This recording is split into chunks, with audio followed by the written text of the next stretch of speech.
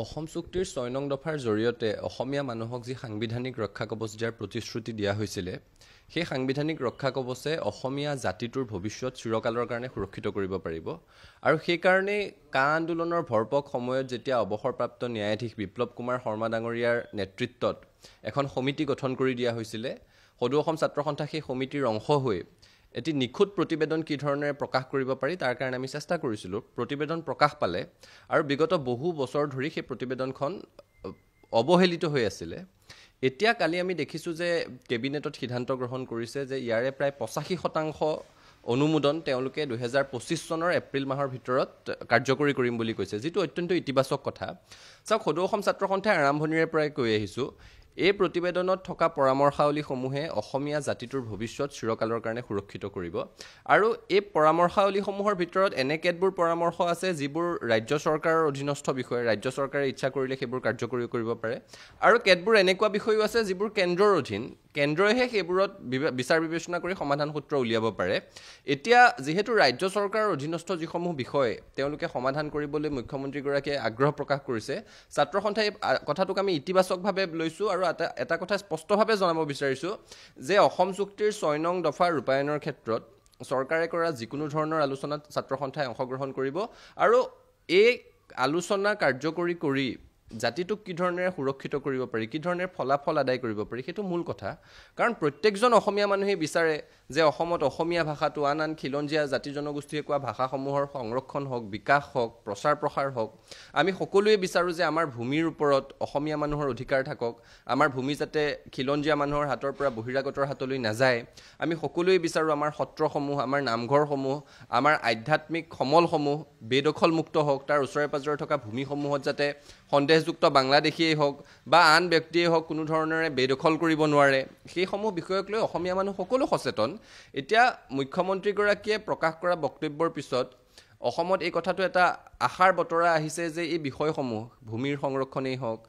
ভাষিক সাংস্কৃতিক পৰিচয় আৰু ঐতিহ্যৰ সংৰক্ষণৰ কথাই হওক এই কথাসমূহত এটা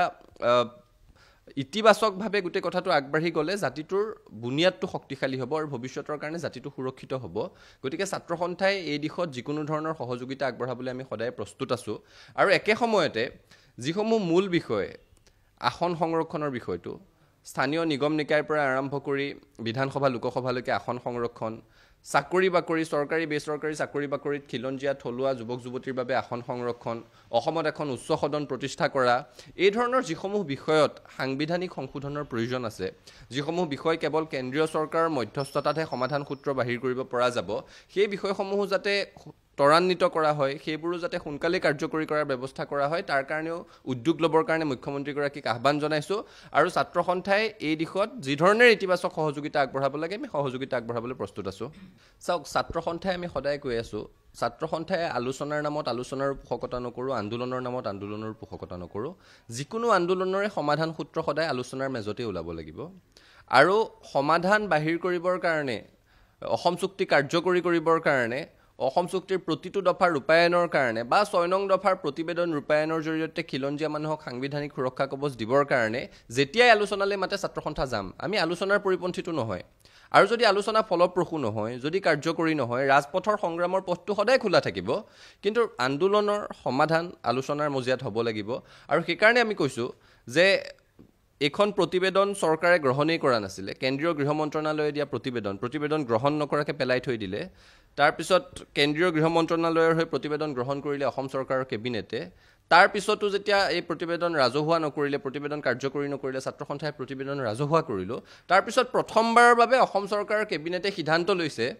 যে ৫৭টা ইয়াৰে দাবী বা অনুমোদন তেওঁলোকে কাৰ্যকৰী কৰিব গতিকে যিটো কথা আমি ইতিবাচক বুলি গণ্য কৰিছোঁ এতিয়া তেওঁলোকে কোৱা কথাখিনি কাৰ্যক্ষেত্ৰত ৰূপায়ণ কৰি দেখুওৱাটো তেওঁলোকৰ কথা আৰু সেই ক্ষেত্ৰত যদি কাৰ্যকৰী কৰিবৰ কাৰণে ছাত্ৰ সন্থাৰ পৰা যিকোনো ধৰণৰ সহায় লাগে যিকোনো ধৰণৰ আলোচনাৰ কাৰণে নিমন্ত্ৰণ জনাই আমি সদায় ইতিবাচকভাৱে গোটেই বিষয়টো লৈ যাবলৈ আগ্ৰহী আৰু যদি তেওঁলোকে নকৰে তেতিয়াহ'লেতো সংগ্ৰামৰ পথটো সদায় খোলাই আছে জাতিটোৱে ৪০ বছৰ চিঞৰিছে ৰাজপথত আকৌ চিঞৰি থাকিব কিন্তু প্ৰথম মূল কথাটো হৈছে যে অসম চুক্তিৰ প্ৰতিটো দফা ৰূপায়ণ হ'ব লাগিব আৰু ৬ নং সমিতিয়ে যি প্ৰতিবেদন দাখিল কৰিছে সেই প্ৰতিবেদনৰ প্ৰতিটো দফা কাৰ্যকৰী হ'ব লাগিব